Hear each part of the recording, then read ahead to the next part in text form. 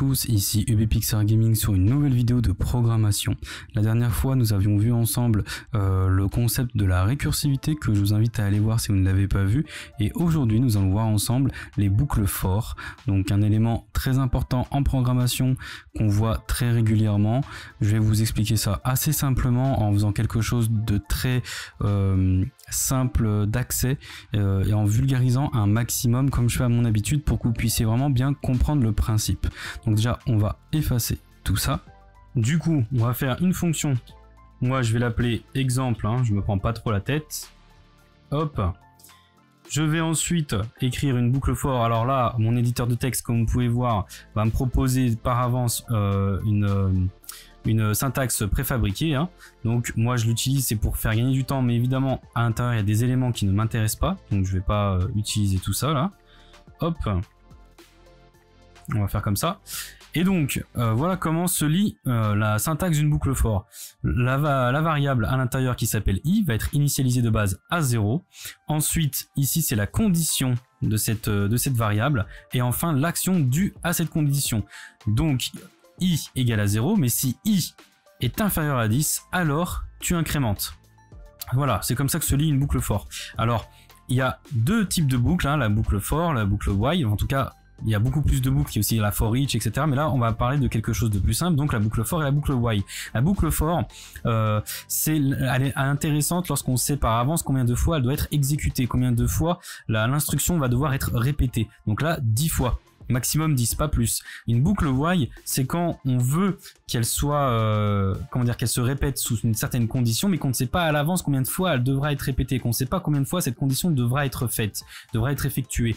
Pour un exemple concret, imaginons vous faites un site internet et vous savez que par exemple vous avez un stock de paires de chaussures et que c'est un stock de 100 paires de chaussures, vous savez que dans tous les cas il n'y aura jamais d'autre que 100, ça n'ira pas plus loin. Dans ce cas là une boucle for va pouvoir être utile, vous allez pouvoir indiquer le chiffre 100 avec, au lieu d'une incrémentation, une décrémentation, et vous indiquez que dès qu'une personne commande cette paire de chaussures, une décrémentation va être faite selon le nombre de paires qu'elle aura pris, et que tant que ce chiffre n'atteint pas 0, alors ça continue de décrémenter, arrivé à 0, ça s'arrête et ça affiche la rupture de stock. Alors qu'avec une boucle while, imaginons vous ne savez pas à l'avance, vous savez tout ça, vous savez que évidemment les personnes dès qu'elles vont devoir acheter, ça va aussi décrémenter. Pareil, une fois arrivé à 0, la même chose devra s'effectuer, mais vous ne connaissez pas le nombre total de stock. Voilà la différence, vous ne savez pas le chiffre exact, donc vous ne pouvez pas savoir combien de fois cela devra être répété, puisqu'imaginons dans le mois la personne va avoir au tout début 20 paires de chaussures, puis 15 jours après, toujours dans le même mois, elle va être refournie en paires de chaussures, elle va en avoir 30 de plus. Donc imaginons deux personnes va commander ces paires de chaussures, donc il y en aura 28, hop, elle en a de nouveau 30, hop, ça remonte. Donc vous voyez, on peut pas faire une boucle for à ce moment-là, puisqu'on aura défini combien de fois elle aura dû être répétée, alors qu'avec une boucle while, tant que la condition est vraie, elle va continuer indéfiniment de se répéter. Une fois qu'elle sera fausse, elle s'arrêtera. Donc là, en l'occurrence pour les paires de chaussures, dès qu'elle atteint 0, hop, elle affiche la rupture de stock. Voilà, c'est la nuance, c'est la différence entre les deux types de boucles.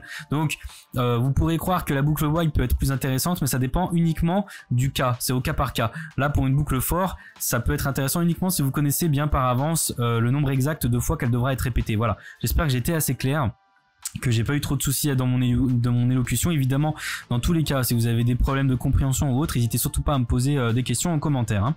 Alors ensuite, on va faire une variable qu'on va nommer retour, vous allez comprendre pourquoi, hop, et on va mettre un champ de string vide qui va avoir pour effet de faire un retour à la ligne, hein, tout simplement. Et enfin, ici, dans la boucle for, on va faire une condition, hein, enfin, plutôt on va lui mettre une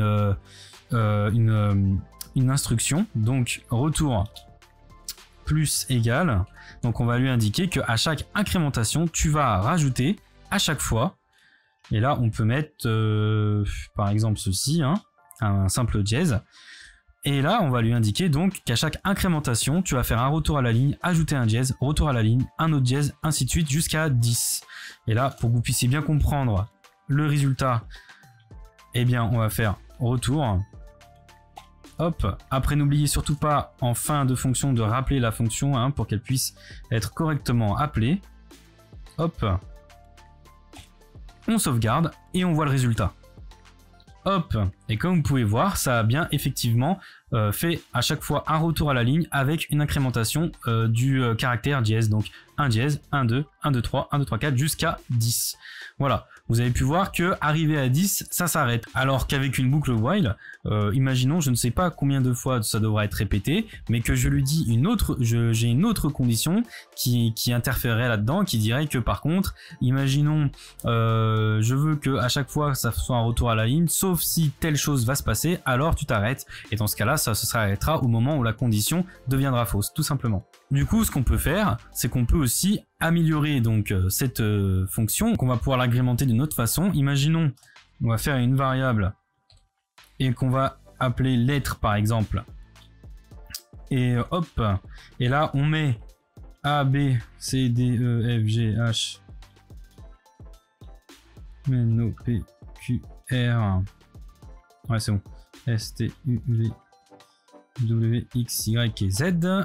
Voilà, donc là, toutes les lettres de l'alphabet. Là, on ne veut pas dire 10. Ce que je vais faire, bien plus simple, c'est que je vais mettre lettre et point length, donc la longueur. Et là, je vais dire, donc tu parcours la longueur de la chaîne de caractères qui est dans la variable lettre. Et à chaque caractère, tu vas faire un retour à la ligne et incrémenter de 1 à chaque fois. Sauf que ici, on va modifier ça, hein, on va enlever le dièse. Et voilà, on va lui indiquer lettre, donc avec un eret. Et c'est ça qui va indiquer, vous voyez le i, c'est ça qui va dire, qui va prendre en compte l'index. Donc après ça, c'est des tableaux, donc je vous expliquerai plus tard dans une prochaine vidéo ce que c'est que les tableaux en JavaScript, en programmation. Et donc là, je lui indique avec cette valeur-là que A est un index, B aussi, etc. Et donc à chaque index, tu fais un retour à la ligne et tu vas incrémenter à chaque fois d'un index. Ce qui fait que si je sauvegarde et que je regarde le résultat, vous pouvez voir, voilà, ça a bien été pris en compte. A, AB, ABC, ABCD, ABCDE, et ainsi de suite jusqu'à Z. Voilà.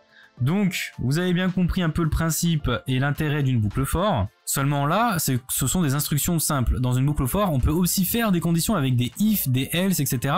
Donc, comme dans la première vidéo que je vous invite à aller voir, la logique de la programmation, donc on va encore modifier cette fonction et on va l'améliorer une fois de plus. Hop, on enlève tout ça. Et là, cette fois-ci, ce que je vais faire, c'est que je vais aller jusqu'à 100, ou même aller, on va dire 200 même. Et je vais lui indiquer tout simplement que dès que tant que tu es inférieur et égal à 200, alors tu incrémentes. Et là, on va faire quelque chose un peu plus cool. C'est qu'on va lui indiquer... Voilà, on va lui indiquer que si... Hop, je mets une autre parenthèse, vous allez comprendre pourquoi. Alors, i... est divisable par 5 et que c'est égal à 0, donc que ce soit un chiffre entier, c'est-à-dire que si le chiffre donc de 0 à 200 est divisable par 5 et que ce soit bien un nombre entier et pas un nombre à virgule, et pareil, hop là, que si i est divisable par le chiffre 7 et que là aussi ça tombe pile poil sur un nombre entier, alors tu m'affiches, donc là on va faire console log, hein, encore une fois, hop, tu m'affiches i, et on va mettre autre chose à côté, hein, on va mettre par exemple champagne, hop, à pas oublier aussi le plus d'ailleurs, hein, hop là. Voilà, donc là ça veut dire que de 0 à 200, tous les chiffres qui sont divisables à la fois par 5 et par 7 et qui tombent sur des nombres entiers et pas des nombres décimales avec une virgule à l'après, donc affichera le mot champagne avec une petite bouteille de champagne. Donc on peut faire ça, ensuite on peut faire else if, sinon dans ce cas là, hop là, i est divisable par 5 uniquement cette fois, hein. Hop, alors... tu m'afficheras cette fois-ci i plus, et là on va mettre par exemple i dromel, tout simplement, voilà, hein. Comme ça c'est un exemple assez festif, hein, on est d'accord. Et enfin là encore, on va refaire la même chose pour le 7, hein, pour le chiffre 7, hop, si i est divisable par 7 et que ça tombe bien sur un nombre entier, égal 0, Alors, tu m'afficheras cette fois-ci. Moi, j'aime bien le Morito, je sais pas vous. Bah, mais... Oh. Par contre, je regarde pas mon clavier à chaque fois, hein, je vous le dis. Hein. À chaque fois, je ne regarde pas mon clavier, je fais tout sans regarder ce que je fais, puisque mon micro, en fait, me gâche la vue. Donc, je fais beaucoup de fautes. Hop là.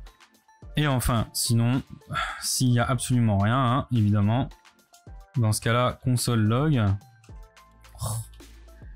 Donc là, ça veut dire que si ce n'est ni un chiffre divisable par 5 ni par 7, donc un chiffre qui finira forcément avec un chiffre après la virgule, dans ce cas-là,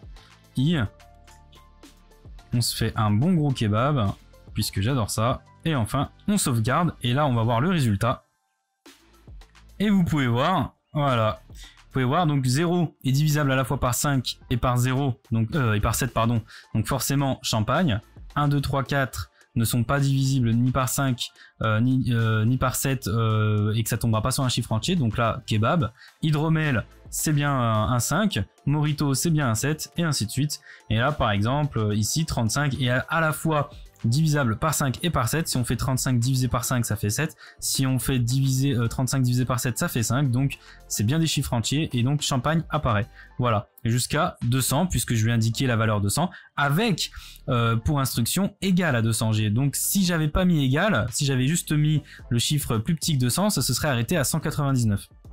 Donc voilà, donc ça peut être en plus de ça une bonne façon de créer des petits jeux sympas entre potes pour les fêtes, etc. Des jeux d'alcool, des gages, etc.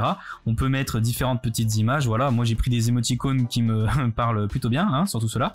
Mais voilà, donc c'est pour vous dire que avec une boucle for, on peut faire pas mal de choses. On peut s'amuser, on peut créer, on peut avoir de l'imagination. Mais voilà, il faut aussi savoir dans quel cas concret on peut l'utiliser. Donc bien quand on sait à l'avance combien de fois elle doit se répéter, hein, je le répète. Voilà, donc j'espère que cette vidéo vous aura plu, qu'elle aura été assez simple, assez concise, assez claire pour vous. Surtout, encore une fois, si vous avez des questions ou autres, n'hésitez surtout pas à me demander, ça me ferait super plaisir de vous répondre en commentaire. Il y a aussi sur mon salon Discord, hein, qui ira dans la description de la vidéo. Et si ma vidéo vous plaît, n'hésitez surtout pas à la partager, à mettre un like et à commenter. Et si ma chaîne vous plaît et que vous n'êtes toujours pas abonné, bah surtout n'hésitez pas, ça me ferait super plaisir. Donc abonnez-vous. Enfin, je vous souhaite une bonne semaine et un bon week-end, et je vous dis à la prochaine. Ciao ciao.